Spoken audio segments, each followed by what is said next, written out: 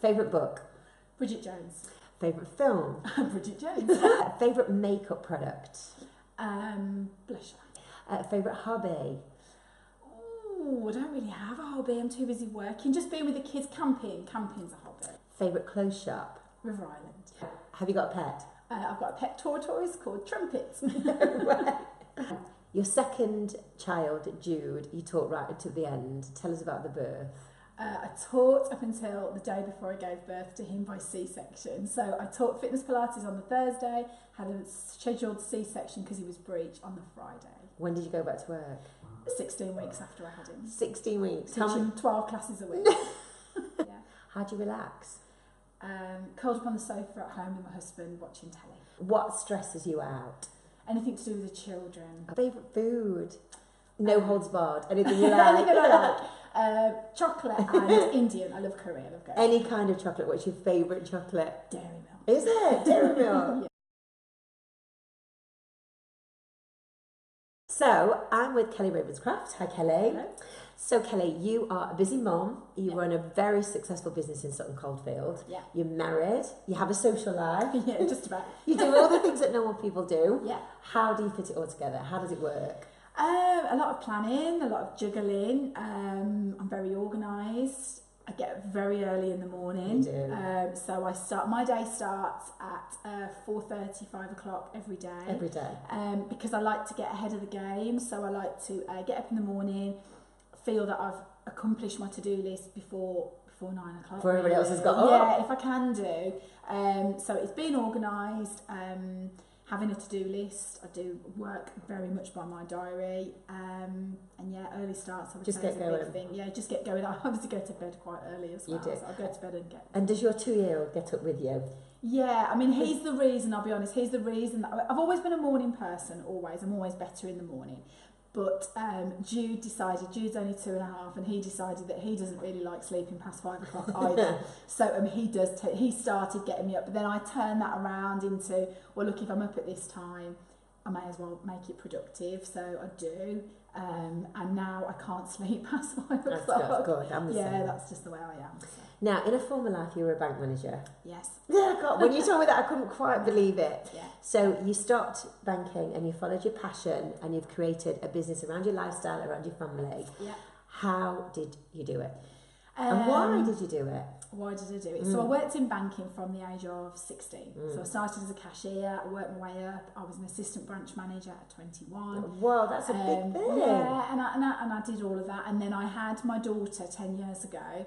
So I was 27 and I decided that I needed to have a bit of a change. So I decided to train as a fitness instructor.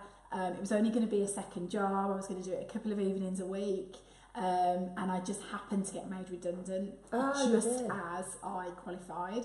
So it was really a case of, this is my chance. Maybe the universe is telling me I should pursue my fitness business as a passion. So that's what I did. And I've never looked back, really. I started teaching in gyms to begin with. So I worked for all the big chains, LA Fitness, Fitness First, David Lloyd, really getting my confidence and getting my experience, really. And then 6 years ago, 2010, I decided to set up Keep Fit with Kelly. Started with 1 class a week in the local community centre. So I was still doing the gyms, I'm still teaching classes in the gyms, but I started this one aerobics and tone class. Walked up and down the road, pushing these little flyers through the door, and I think I had about 15 people come to my first class. Yeah. And then it just grew from there. So every time I started up some more classes in the community, I dropped a gym, and I just gradually built it up to now, you know, where I'm at now. So I've never looked back. So when you were made redundant, you obviously came up with a redundancy pay, and I bet it would have been probably easy to go back into another banking job. You probably could have, with your experience and with what you've done. Yeah. And I would imagine that the financial pull that way you must have looked at some jobs and things at that time as well. Yeah, I was applying for jobs. Was you? Yeah, I was applying for jobs. And so jumping into a fitness, which is again an unknown quantity, you didn't the income would have been far lower than you actually. It took a massive drop. Yeah. So you really did go with your heart. Yeah, it was my passion, and I just thought this is something I really, really wanted to do. I didn't want to work in the corporate world. The corporate world wasn't really for me. I am a people person, and I think that you need to be a people person in banking, but you need to be even more so in fitness. And I decided that what I didn't like about banking was I didn't like all the hard sales. The branches were going down the route of, you know, everybody that walks through the door, you've got to try and sell them a credit card, try and sell them insurance. And that wasn't me really at all. So I decided that my fitness was in helping people and making people feel good about themselves. And fitness had played a big part in helping me get over difficult times in my life. So I thought if I could try and do the same for other people. So I did go with my heart because it was a massive page. Yeah, massive. It ended up being the best thing I ever did. Yeah. And I've never looked back, but at the time it was a big change. What would you say to anybody watching that's at that crossroads, that maybe is in a comfortable corporate job or a comfortable job that's paying the mortgage? Yeah. And you get to that point where quality of life, you've got a young child, obviously Jessica was little then. Yeah. It's a big thing, and it's an email I get a lot from people saying, what do I do? Shall I do it? And obviously we can't give anybody what they should do, but it worked out well for you. Yeah, it's everybody's personal circumstances, isn't it? I mean, I would say follow your heart, follow your passion. I believe a real big part of all of this for me was I lost my aunt, and when I hit 30, my aunt died, and she was only 46, and I was very, very close to her. And I remember vividly when she was going through that. I remember thinking to myself, life is really, really short, and you have to make the most of every minute because you just never know. She was diagnosed with cancer and she died very quickly, so it was a big shock. And I just think you never know what's around the corner, and that was a big part of it for me as well. I thought, I don't want to be stuck doing a job that I don't enjoy. I don't want to get up every morning and think, oh God, another day at work. I genuinely, doing fitness and doing the job that I do, I genuinely get up every morning and cannot wait to go to work. I love my job. That's awesome. I come back from holidays and I'm always happy to come back. I want to go back to my job. So I think for anybody watching that was thinking of it, you've really got to follow your heart and your passion. I know it's difficult when it's financial. So I think having a balance like I did, maybe reducing your hours and doing some classes and trying to, gradually ease yourself into running your own business. But working for yourself and being your own boss is the best thing that you can ever do. Yeah, so 100%. So yeah. So now talk me through sort of a rough week with Keep It With Kelly, class-wise, business-wise, admin-wise, social time-wise. How does it all work out? Okay, so I teach Monday to Thursday. So I teach 12 classes Monday to Thursday. I tend to do all my admin then as well. I do my admin a lot first thing in the morning. I also try and fit it in the afternoons. Jude still has a nap most afternoons, which helps. He's now started nursery Thursdays and Fridays, so I get a bit more time to myself, which is good. So Monday to Thursday is all about admin and classes. Then Fridays has become like my day, so I've been going to some networking meetings. I've been maybe I'll do some admin, maybe I'll take some time for myself. I've been going and making it once a month. I'll have a massage or a facial or do something just for me, which I think is really important as well. I'm just getting a bit of time out. And then I try and keep Saturdays and Sundays completely family time. Do a little bit of admin, I'll be honest. I can't seem to go a whole weekend without doing a little bit, but it's only minimal. So I might spend half an hour to an hour just doing some Facebook updates or my emails, etc. But very minimal, and that's my family time. So that's when I chill out at home with the family and do whatever we do. I like to go out, I like to socialise. We like going out for walks in the park. We love camping. So in the summer, not so much now. I saw your pictures in the summer. Camping. We like to get away for weekends. So yeah, it's just family time really, Saturdays and Sundays. Yeah. Okay, so the one question I ask everybody is food. Everybody always wants to know what everybody else is eating. Okay, yeah. Talk me through. And you've got to be completely honest here. Yeah, okay. So I'm a chocoholic. So I'll be really honest. I love sugar. Yeah. So I know how bad sugar is for me, and I try my hardest to live a sugar-free life. So I always and I'm really honest with all my clients. They know that if anything's ever going to trip me up, it's going to be sugar. I could live without bread and pasta for the rest of my life. Doesn't bother me. It's always going to be the sweet and stuff. It's always chocolate. Chocolate, biscuits, things like that. I'm terrible. So I try and stay away from it as much as possible. So the rest of my diet's really, really good and healthy. I need a lot of energy to do what I do, and I do notice that if I don't eat right, my energy's not good. So breakfast, I usually have things like smoked salmon, scrambled eggs, avocado, a little bit of fruit, always pretty much protein and high fat. Yeah. Lunch is always a salad, stir fry. I'm at home during the day, so it's quite easy for me to just whip up a quick stir fry or salad. And then evening meals, something that we all enjoy.